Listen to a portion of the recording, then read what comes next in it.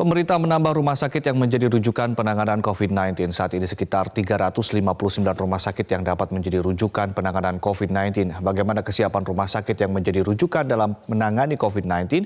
Sudah bergabung di studio Sekjen Perhimpunan Rumah Sakit Seluruh Indonesia, Dr. Lia Partakusuma. Selamat pagi, Dr. Lia. Selamat pagi. Dan melalui sambungan telepon ada Bapak Ahmad Yuryanto, juru bicara pemerintah untuk penanggulangan COVID-19. Kita tentunya akan berbincang terlebih dahulu dengan Pak Ahmad Yuryanto. Pak Yuri, selamat pagi, Pak. Selamat pagi.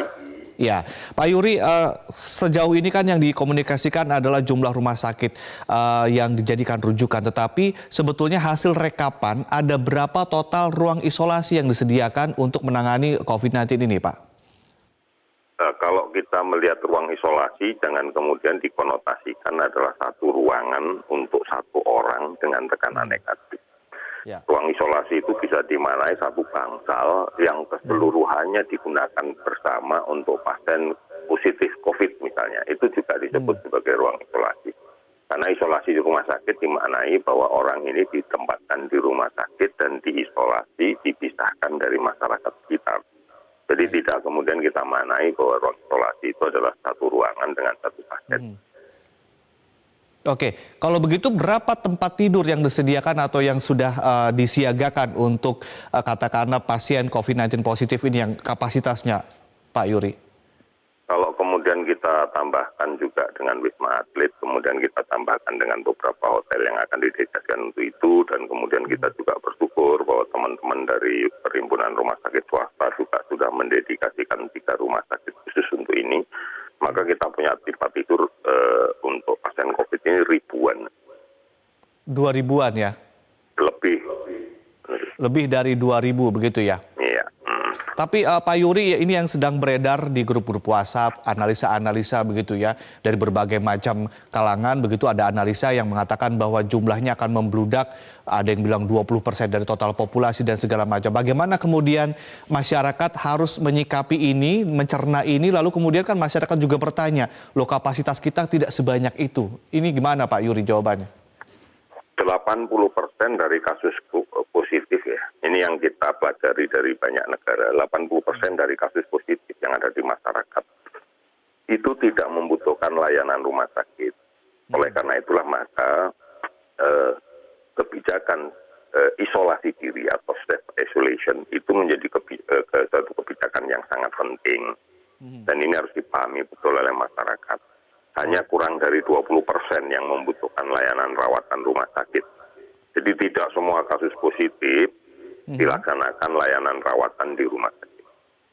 Baik, 80% dari total yang katakanlah positif ini dianjurkan untuk self-isolation di rumah begitu ya. Apakah sudah disiapkan protokol dan sosialisasikan kepada masyarakat bagaimana sebetulnya self-isolation yang dilakukan di rumah masing-masing itu seperti apa? Ruang tidurnya harus seperti apa? Jaga jaraknya seperti apakah juga ada protokol yang sudah disiapkan, Pak? Dalam seminggu terakhir kita banyak berbicara tentang ini ke tengah-tengah masyarakat. Protokol sudah ada, kemudian sosialisasi kita secara masif berikan. Bahkan kita berjalan bersamaan dengan pelaksanaan rapid test. Itu kita juga sampaikan bahwa banyak sekali mereka yang memang harus berakhirnya adalah di self-isolation. Oke, baik. Anda tadi mengatakan lebih dari 2.000 tempat tidur telah siaga, begitu termasuk nanti akan ada Wisma Atlet. Nah, bagaimana kemudian masyarakat membedakan fungsi dari Pulau Galang yang juga sekarang sedang dibangun dan juga fungsi dari Wisma Atlet? Bagaimana nanti mekanisme pengaturan ketika ada pasien dilarikan kemana rujukannya begitu, Pak Yuri? Ini sudah kita bahas dan ini tentang SOP-nya, tentang protapnya sedang kita jalankan. Jadi bukan pasien nanti yang menentukan saya ada di mana. Ini tentunya akan ada tim dari sisi kesehatan yang akan menentukan siapa berada di mana. Jadi nanti menentukan siapa dan nanti akan dibawa kemana itu kategorinya apa saja? Apakah mungkin nanti di Pulau Galang ini khusus untuk observasi saja, atau nanti di Wisma Atlet khusus untuk yang positif, atau seperti apa, Pak? Kita tidak mengalirkan bersamaan antara Pulau Galang dengan Wisma Atlet dan salah satu hotel ini. Ini sesuatu yang berjalan berurutan gitu. Jadi mungkin untuk saat ini yang sudah lebih siap adalah hotel yang disiapkan untuk itu yang kita kerjakan dulu. Kemudian berikutnya adalah Wisma Atlet. Baik. Untuk Wisma Atlet sendiri Pak, ini kan kalau ruang isolasi harus ada ruang bertekanan negatif dan juga ada fasilitas-fasilitas lain. Apakah di Wisma Atlet ini akan nantinya juga dilengkapi dengan fasilitas-fasilitas semacam ini? Tidak semua ruang isolasi harus bertekanan negatif. Ini yang menjadi penting. Prinsip isolasi itu adalah dipisahkan dari komunitas lain yang sehat. Sehingga bisa saja isolasi itu dikategorikan sebagai isolasi mandiri, yaitu di rumah. Jadi tidak ada ruang isolasi di rumah, gitu ya. Diminta untuk berada di dalam rumah saja, kemudian diupayakan punya kamar sendiri, kemudian juga tidurnya sendiri, kemudian menggunakan masker terus-menerus, tidak menggunakan alat makan, minum bersamaan, dan sebagainya. Itu bentuk isolasi. Jadi tidak dikonotasikan bahwa semua ruang isolasi itu harus ada tekanan negatif dan seterusnya. Baik. Ini juga terkait pertanyaan-pertanyaan dari masyarakat awam juga Pak Yuri. Wisma Atlet ini kan bentuknya vertikal begitu ya. Apakah ini juga berpengaruh Pak? Karena banyak contoh yang kita lihat adalah rumah sakit yang berupa horizontal di landed begitu. Ini sementara ini vertikal. Apakah ini berpengaruh Pak terhadap pola penyebaran nanti akan lebih parah atau seperti apa? Mungkin bisa dijelaskan kepada masyarakat Pak. Tidak ada kajian ilmiah yang bermakna terkait dengan rumah sakit yang vertikal atau horizontal. Ini bukan airborne disease, tetapi ini droplet ya. Penyakit yang kemudian disebarkan melalui udara, ini salah lagi, nanti masyarakat makin panik kalau tahu kayak begitu. Ini droplet dari percikan luka. Ya, terakhir Pak Yuri, ini masyarakat mendapatkan tadi seperti saya bilang, mendapatkan banyak sekali informasi, analisa, kalkulasi, lalu kemudian hitung-hitungan akan terjadi pelipat gandaan sekian. Bagaimana kemudian Anda menghimbau masyarakat, himbauan khusus dari Anda, bagaimana masyarakat menyikapi analisa-analisa ini? Ya, inilah yang sekarang menjadi tantangan berat kita, bahwa ada ruang ilmiah yang masuk ke ruang publik, tentunya akan menimbulkan penafsiran macam-macam.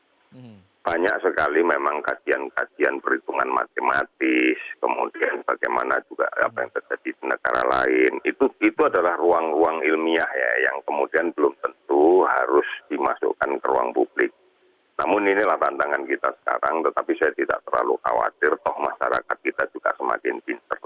Ini menurut saya jilid 10 lah, jilid 1, bagaimana social distancing itu kita jalankan. Bagaimana menjaga jarak dalam pergaulan sosial dengan sesama, itu yang dilakukan. Ada kajian, nggak ada kajian, ini lakukanlah gitu ya. Supaya kita nggak makin bingung.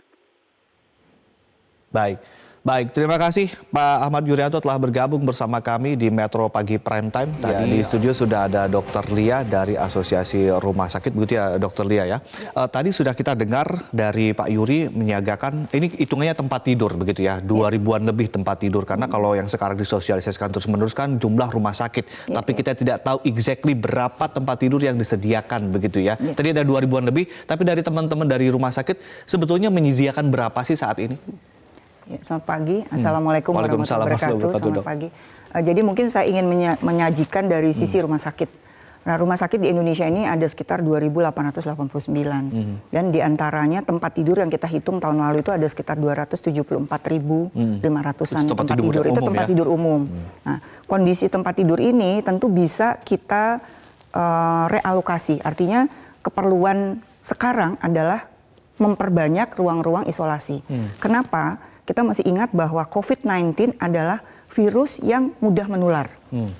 Jadi prinsip dari rumah sakit adalah bagaimana cara untuk pasien tersebut tidak menularkan pada pasien lain, pasien tersebut tidak menularkan pada petugas, dan pasien tersebut bisa kita obati sampai sembuh. Nah, prinsip yang paling penting adalah isolasi, artinya pemisahan. Nah, pemisahan itu adalah hal yang paling inti di rumah sakit. Cara lain adalah bagaimana supaya dia, karena penularan itu kita harus paham betul bahwa dia menularkan kepada pasien, menularkan kepada orang lain dengan cara dia akan ada droplet. Atau misalnya ada lendir yang membungkus sehingga dia bisa menularkan kepada orang lain dengan cara kontak. Contoh ada produk batuk atau yang mungkin ada di rumah sakit, kemudian ada petugas yang tidak memakai alat pelindung diri, maka dia bisa menularkan diri sendiri maupun dia bisa menularkan pada orang lain. Keluarganya begitu ya. Jadi artinya prinsip yang paling penting adalah bagaimana menahan agar satu orang yang mengandung virus COVID-19 ini tidak menularkan kepada orang lain. Jadi artinya itu yang paling penting. Ada berapa nih yang bisa disiapkan untuk isolasi, untuk disulap lah katakanlah untuk isolasi? Nah, jadi saat ini rumah sakit itu sebetulnya sudah ada aturan sejak lama harus menyediakan ruang isolasi. Nah, tetapi ini tentu tergantung keperluan. Ruang isolasi bertekanan negatif tidak semua rumah sakit memilikinya. Rujukan saja paling ada sedikit. Artinya yang sekarang dilakukan adalah bahwa ruang isolasi itu bisa jadi tidak bertekanan negatif. Tetapi prinsip isolasi itulah yang dipegang oleh seluruh rumah sakit. Rumah sakit bisa mendesain, bisa mendevelop kamar-kamar di rumah sakitnya untuk bisa menjadikan mana pasien-pasien yang harus diisolasi dan mana pasien-pasien yang tidak diisolasi. Kita mesti ingat bahwa rumah sakit ini kan harus menjalankan fungsi rutinnya. Pasien-pasien dengan penyakit lain kan cukup banyak. Jadi bukan berarti semua harus dirubah menjadi rumah sakit. Tapi kira-kira menyediakan berapa ruang yang bisa akan disulap jadi ruang isolasi nih? Ya, ini tergantung area. Nah, jadi misalnya rumah sakit yang non rujukan saat ini sudah mulai mereka mengatur dan mereka melihat berapa pasien yang datang ke rumah sakitnya dan kemudian kita sudah lihat bahwa di emergency tempat yang paling depan seseorang itu datang itu sudah lihat adanya kenaikan pasien-pasien yang datang dengan keluhan mungkin COVID-19. Sehingga akhirnya setiap rumah sakit kreasi sendiri. Oh, kalau gitu di tempat saya datang misalnya sehari 10. Nah, saya harus punya yang pertama adalah ruang isolasi emergency di IGD. Nah, saat itu maka akan dipilah dengan keluhan dia akan ditaruh di tempat khusus sehingga akan ditanyakan, dianamnesa, diperiksa dengan lebih teliti dan tidak mencampur dengan jadi belum ada nih jumlah exactly yang kemudian jumlah rumah sakit yang tidak jelas karena kan semua rumah sakit sekarang berkreasi sendiri sesuai dengan kebutuhan mereka. Nah, itu yang memang dari Persi sangat menganjurkan bahwa rumah sakit itu harus mempunyai data dan mengikuti bagaimana peningkatan trennya itu bagaimana di tiap-tiap rumah sakit. Nah, sediakanlah jumlah yang cukup. Beberapa rumah sakit sudah menyiapkan kadang-kadang bentuknya mungkin tenda atau ruang lain gitu. Soal protokol dari pemerintah kepada rumah sakit apakah sudah jelas bagaimana memilah yang ini diisolasi, mana yang ini tidak, yang ini karena kan juga rumah sakit harus melayani pasien-pasien yang lain. Jadi berdasarkan pemerintah yang lewat Kementerian Kesehatan sebetulnya sudah ada pembagian bahwa ada orang dalam pengawasan dan ada orang dalam pemantauan dan juga ada pasien dengan pengawasan. Nah, itu sebetulnya adalah inti dari bagaimana kita memilah pasien. Nah, pasien juga akan menceritakan bagaimana kondisi dia pada saat dia datang ke rumah sakit. Nah, sekarang dari tadi Pak Yuri sudah menyampaikan, oh ya selamat pagi Pak Yuri. Pak Yuri tampak capek tapi mudah-mudahan tetap sehat ya Pak Yuri. Saya lupa menyapa Pak Yuri. Jadi dari semua kasus yang ada, yang pengalaman dari luar negeri menyatakan bahwa dari positif COVID-19 ini yang memerlukan perawatan rumah sakit itu sekitar 80% saja. Artinya mereka yang benar-benar dengan keluhan sedang sampai berat. Nah, tetapi untuk yang keluhan ringan, kelihatan ini memang dia harus mendisiplinkan diri sendiri dan lingkungannya. Tapi tadi katakannya self-isolation. Yang saya pertanyakan adalah, saya pribadi sebagai warga tidak pernah mendapatkan protokol resmi bagaimana saya melakukan self-isolation. Ini bagaimana menerapkan protokol ini dan menyelesaikannya kepada masyarakat? Kenapa saya Pak Ade ini pagi-pagi bersedia untuk hadir ke sini karena saya punya misi bahwa memang masyarakat itu harus tahu apa kriteria self-isolationnya. Jangan sampai nanti masyarakat datang ke rumah sakit dengan keluhan pilek batuk dan dia bilang, tetangga saya kemarin pulang dari luar negeri dan kemudian saya sempat ketemu. Mungkin ketemunya di toko atau apa dan mereka akan datang dan datang dengan keluhan misalnya batuk pilek begitu. Nah, seperti ini self-isolation itu adalah semua yang perlu mendisiplinkan dirinya ada di rumah masing-masing. Kemudian juga tidak perlu dirawat di rumah, tidak perlu dirawat di rumah sakit. Dia akan ada di lingkungan, misalnya kamarnya saja. Dia memisahkan diri dari lingkungan. Sampai titik apa secara medis, saja. Bu? Sampai titik apa secara medis? Akhirnya seorang itu bisa, saya harus selesai self-isolation, saya harus ke rumah sakit. Di titik mana? Jadi dia harus dia mengukur suhunya sehari 2 kali.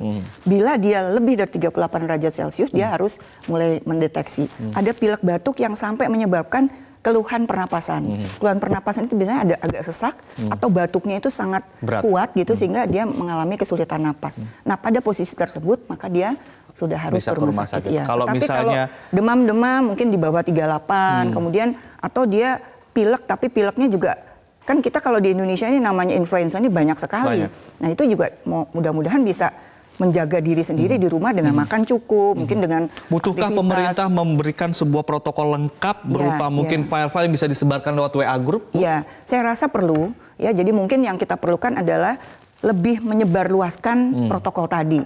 Banyak cara mungkin dengan di media massa atau di rumah sakit, bahkan kami juga di Persi sudah menyampaikan bahwa tolong sampaikan ini. Seringkali yang terjadi adalah masyarakat itu tidak diinformasikan dengan baik, tidak dikomunikasikan dengan baik, sehingga mereka merasa bahwa, loh saya ini udah batuk, pilek, saya udah ada kontak kok, saya disuruh pulang. Ya. Nah, saya mengharap masyarakat tuh ada dua loh, masyarakat sendiri yang bukan orang kesehatan, satu lagi masyarakat kesehatan. Jangan lupa, bila satu rumah sakit misalnya tidak dilengkapi dengan perlindungan diri yang baik, tentu masyarakat rumah sakit itu juga akan cemas. Oke, Dok, soal APD dan segala macam fasilitas, ada keluhan dari teman-teman pihak rumah sakit kepada pemerintah. Katakanlah kalau kita lihat kan APD ini kan tidak murah juga harganya, dan sangat langka begitu. Satu orang bisa sampai 20 ganti-ganti kan. Betul. Ini apa ada permintaan khusus? Mungkin ada keluhan khusus? Jadi belakangan ini Persi sangat sering sekali menerima keluhan dari rumah sakit yang menyatakan kami mau membantu pasien-pasien COVID-19. Tapi beri kami kepercayaan diri dengan mencukupi alat pelindung diri yang ada di rumah sakit atau di fasilitas sampai kesehatan. ada yang pakai jas hujan loh, Dok. Kalau jas hujan sebenarnya nggak apa-apa tuh, Mas. Nggak apa-apa ya? Jadi gini loh, yang perlu kita ketahui adalah gimana cara virus itu nulari ke kita. Yang paling harus paham bahwa ada kontak. Kita harus menjaga supaya kontak langsung antara yang tadi saya bilang droplet atau lendir yang ada virusnya itu kena ke kita. Jadi apapun yang dipakai asal itu melindungi kontak tersebut, itu bisa. just fine, nggak apa-apa.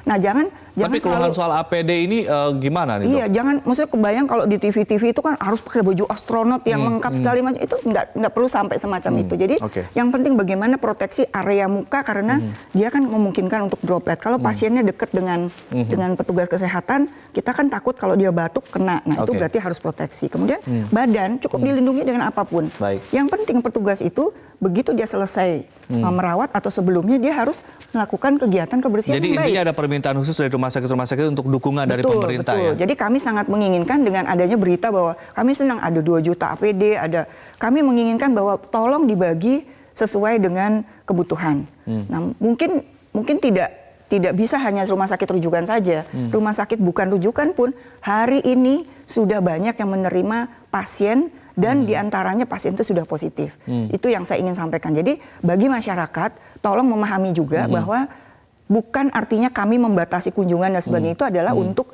sekedar kita tutup rumah sakit, bukan itu. Satu sisi agar kemudian rumah sakit tidak disalahkan, masyarakat juga harus teredukasi dengan baik, artinya mendapatkan katakanlah panduan lengkap dari A sampai Z, karena grup WhatsApp juga yang kemudian diberikan juga tidak menjawab semua pertanyaan, begitu ya. Ini kemudian SOP dan juga panduan yang lebih lengkap begitu ya, Dok, ya dibutuhkan oleh masyarakat begitu ya. Kemudian satu lagi yang paling sering juga datang ke kami adalah masalah ambulans. Nah, jadi banyak orang yang menyangka bahwa kalau saya ada keluhan, saya harus segera dilarikan ambulans. Coba bayangkanlah bahwa banyak hari kemarin saja saya beberapa kali harus mencari ambulans yang bisa saat itu available untuk mengantarkan pasien yang sudah positif ke rumah sakit rujukan. Ini karena apa? Karena banyak sekali kendaraan ambulans itu yang harus lalu lalang. Dan kalau misalnya mengantarkan pasien ambulans itu ke rumah sakit lain bukan sederhana.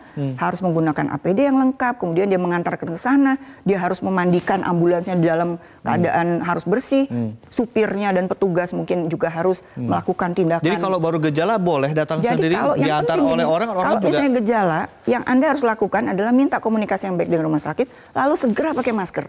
Tutupilah, karena yang harus diingat adalah gimana sih virus itu nular gitu.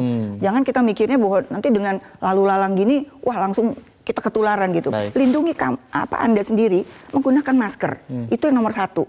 Jadi kita berharap bahwa batuk kita atau bersin kita ini tidak menularkan orang lain. Masker itu yang aja sekarang juga langka dan begitu ya. masker itu bisa naik 10 kali lipat mas harganya. Nah, itu juga harus mudah-mudahan dipikirkan bagaimana dibantu kemudian oleh pemerintah buat Baik. supaya masker itu nggak Baik. mahal gitu. Dokter Lia, terima kasih sekali.